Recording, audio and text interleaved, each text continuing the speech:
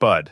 Terence Crawford's nickname, Bud, doesn't come from the boxing ring. It comes from his childhood in Omaha, Nebraska. Family and friends called him Bud from an early age, a simple, affectionate nickname that stuck long before he became a world champion. Unlike fighters who adopt intimidating titles, Crawford carried this one naturally into his career, never feeling the need to change it. As he rose through the amateur ranks and later the pros, Bud became a contrast to his personality in the ring. Outside, the name sounded casual and friendly, almost unassuming. Inside, he was anything but. Crawford developed a reputation as one of the most versatile fighters of his generation, switching stances with ease, breaking opponents down methodically, and finishing fights with ruthless precision. Promoters and broadcasters leaned into the nickname because of its simplicity. Bud was short, easy to remember, and distinct in a sport filled with aggressive monikers. Canelo. Santos Saul Alvarez Barragan has been known by one nickname his entire career, Canelo.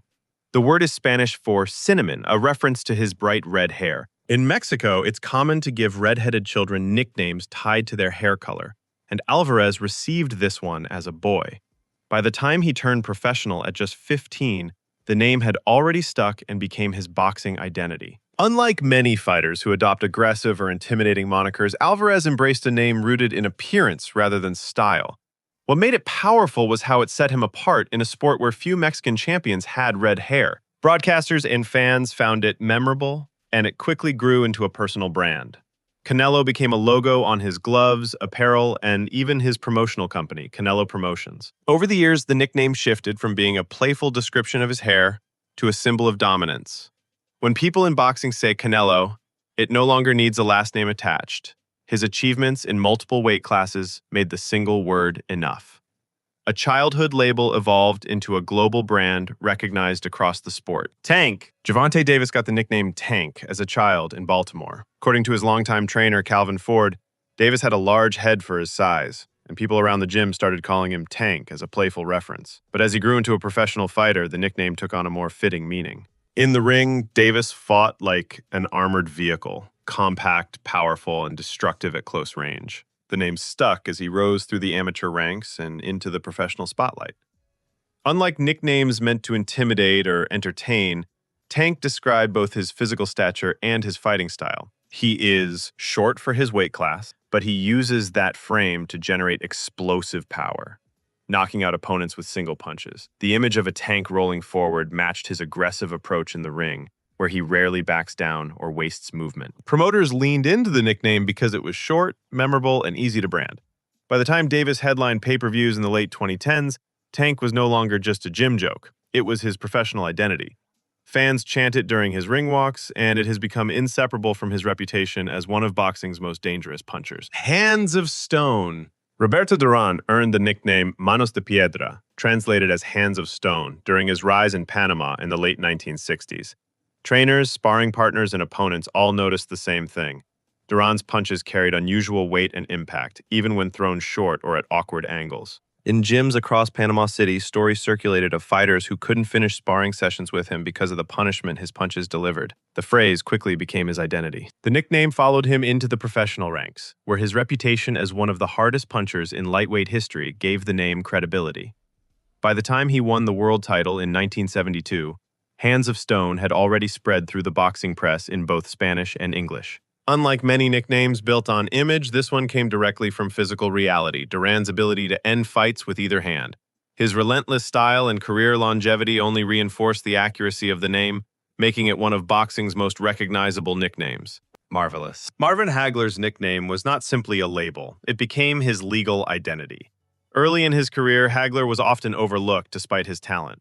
Promoters and networks gave more attention to flashier fighters, and Hagler wanted to stand out. He began calling himself Marvelous Marvin Hagler as a way to project confidence and demand recognition. But when broadcasters repeatedly left Marvelous out during introductions, Hagler decided to make it permanent. In 1982, he legally changed his name to Marvelous Marvin Hagler, ensuring no announcer could ignore it again. The choice reflected both his personality and his career path. Hagler was a blue-collar fighter from Brockton, Massachusetts, known for grinding his way through tough opponents without shortcuts. The word marvelous contrasted with his rugged image, giving his name a unique rhythm that stuck in the public's mind. When he unified the middleweight division and defended his titles throughout the 1980s, the nickname became inseparable from his reputation as one of the most dominant champions of his era. By the time he retired after his legendary fight with Sugar Ray Leonard, Marvelous was not just branding, it was legally who he was, and forever how fans remembered him. Iron Mike. Mike Tyson's nickname, Iron Mike, reflected the destructive aura he carried into the ring. It first appeared during his rapid rise in the mid-1980s, when trainers, promoters, and commentators needed a way to describe both his durability and his raw, concussive punching power. The iron label referred to more than just his toughness. It symbolized the way he cut through opponents quickly, often finishing fights in the opening round. By 1986, when Tyson became the youngest heavyweight champion in history at age 20, the name had already become shorthand for his fighting style. Other nicknames circled around Tyson as well, including Kid Dynamite in his earliest days, which emphasized his explosive starts in the ring. But Iron Mike was the one that stuck through his championship years. The moniker was reinforced by his physical presence. Stocky, muscular, and always pressing forward like an unstoppable machine. The name carried over into his pop culture image, where it was used in video games, documentaries, and television. For boxing fans, Iron Mike summed up an entire era of heavyweight intimidation, an athlete whose resilience and aggression made him seem almost indestructible during his prime. The greatest. Muhammad Ali, born Cassius Clay, carried more than one nickname that stuck with him throughout his career. Early on, sports writers labeled him the Louisville Lip because of his non-stop talking, rhyming predictions, and brash confidence. Clay was from Louisville, Kentucky, and he would regularly tell reporters exactly how and when he would beat an opponent, often turning the press conference into a show. This constant verbal flair, unusual in boxing at the time, made the nickname fit perfectly. After he shocked the world by defeating Sonny Liston in 1964 to win the heavyweight title, Clay declared himself the greatest. Unlike the earlier name given by the media, this one came directly from him. He repeated the phrase constantly in interviews and poems, branding himself as more than just a champion. Over time, as his career achievements piled up and his cultural influence grew, the self-proclaimed title was accepted and repeated worldwide. The combination of boastful self-promotion and consistent delivery in the ring cemented both nicknames as central to his identity. Money. Floyd Mayweather's most famous nickname, Money, emerged in the mid-2000s as his career reached its financial peak. Early on, he was called Pretty Boy because of his smooth defensive style that left him largely unmarked by punches. But as he became a pay-per-view juggernaut, Mayweather deliberately rebranded himself. He started flashing stacks of cash on camera, counting $100 bills in interviews, and referring to his lavish lifestyle. The nickname Money wasn't given by the press. It was chosen and cultivated by Mayweather himself as part of his persona. This transformation aligned with his business approach to boxing. Mayweather was one of the first fighters to take full control of his promotional rights, allowing him to maximize earnings from each fight. His nickname became a marketing tool, encapsulating both his financial success and the spectacle surrounding his bouts. The moniker was solidified through the Money Team brand, which he used to promote not just himself, but his inner circle. By the time he fought Manny Pacquiao in 2015, the richest fight in boxing history, the name Money was synonymous with Mayweather's identity as both an undefeated champion and the sport's highest-paid figure. Pac-Man. Manny Pacquiao earned the nickname Pac-Man early in his career, and it came from two places at once. First, it was a simple play on his last name, shortened from Pacquiao to Pac-Man, a name that was easy for fans and promoters to remember. Second, it tied perfectly to the famous arcade game character that devoured everything in its path. Pacquiao's relentless, swarming style in the ring made the comparison even stronger. He overwhelmed opponents with flurries of punches, circling in and out with speed, much like the game's character constantly chasing pellets. The name first gained traction in the Philippines during his rise in the late 1990s, then spread globally once he began fighting in the United States. Broadcasters and promoters leaned into the nickname because it gave Pacquiao instant marketability for an international audience. It also made him distinct among other fighters from Asia, branding him as both approachable and destructive. Over time, Pac-Man became so ingrained that it wasn't just a nickname, it became his personal brand. He used it in merchandise, promotional campaigns, and even his own basketball team back home. The simple wordplay captured both his identity and his fighting style. The Hitman. Thomas Hearns was nicknamed the Hitman because of his extraordinary knockout power paired with his tall, lean frame. Early in his career, out of Detroit's Kronk Gym, trainers and opponents noticed that despite being wiry and slim, Hearns carried devastating punching strength in both hands. The name captured the contrast. He didn't look like a traditional knockout artist, but his punches ended fights suddenly.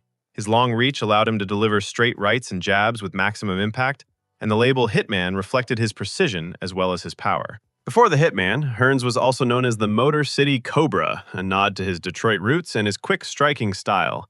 But once he moved into world title fights in the early 1980s, Hitman became the dominant nickname. It matched his reputation as one of the sport's most dangerous finishers. The name followed him through a career that spanned multiple weight classes, where he captured championships from welterweight all the way up to light heavyweight. Fans and broadcasters leaned on the hitman because it perfectly described what Hearns brought into the ring: speed, reach, and a level of knockout power that defined his legacy. Smokin' Joe. Joe Frazier's nickname, Smokin' Joe, came from his relentless, high-pressure style in the ring. The phrase was first used by his trainer, Yank Durham, during sparring sessions in Philadelphia. When Frazier was firing off combinations at a non-stop pace, Durham would yell, "Keep smoking, Joe!" The line stuck, and soon reporters adopted it as a way to capture his aggressive approach. The name matched Frazier's fighting identity. He was a pressure fighter who moved forward constantly, bobbing and weaving his way inside before unleashing his famous left hook. His pace created the image of a fighter who was always smoking, never pausing, never cooling down. By the time he fought Muhammad Ali in 1971 in the fight of the century, the nickname had already become part of his introduction and his brand. Unlike some nicknames that fade or get replaced, Smokin' Joe lasted throughout his career and into his retirement years. It was short, memorable, and perfectly described what fans saw every time Frazier stepped into the ring: non-stop forward momentum and punishing pressure until the final bell. Big Bear. Sonny Liston was often called the Big Bear because of his sheer size, strength, and menacing presence. Standing over 6 feet tall with an 84-inch reach, Liston had broad shoulders, heavy hands, and a scowling demeanor that intimidated opponents before the first punch was thrown. The nickname captured both his physical build and the way he stalked his opponents in the ring, pressing forward with raw power. Writers and fans leaned on the bear image because Liston's reputation extended beyond boxing. Before becoming champion, he was known for his rough background, time in prison, and ties to organized crime. These elements only added to his fearsome public image. In the ring, his jab alone, often described as a battering ram, reinforced the idea of a lumbering but unstoppable force. By the time he won the heavyweight title in 1962, the Big Bear was widely used in the press as shorthand for his aura of intimidation. Even after his shocking losses to Muhammad Ali, the nickname remained tied to him, reflecting how he was remembered: a powerful, brooding figure whose physical presence dominated his era. The Golden Boy. Oscar De La Hoya was given the nickname the Golden Boy at the very start of his professional career. The label came from his success at the 1992 Barcelona Olympics, where he won a gold medal for the United States. The story was made even more compelling because he had promised his mother, who was terminally ill at the time, that he would win gold for her. After he fulfilled that promise, the press quickly attached the Golden Boy name, and it followed him into the professional ranks. The nickname worked on multiple levels. De La Hoya had clean-cut looks, charisma, and crossover appeal, making him a marketable figure beyond boxing. Promoters leaned heavily on the image of him as the sport's perfect role model: talented, good-looking, and with a compelling backstory. The name symbolized not just his Olympic achievement, but also the idea of him as boxing's chosen star of the 1990s. As he won titles across 6 weight classes, the Golden Boy became more than a nickname. It became his brand. He eventually used it as the foundation for his own promotional company, Golden Boy Promotions,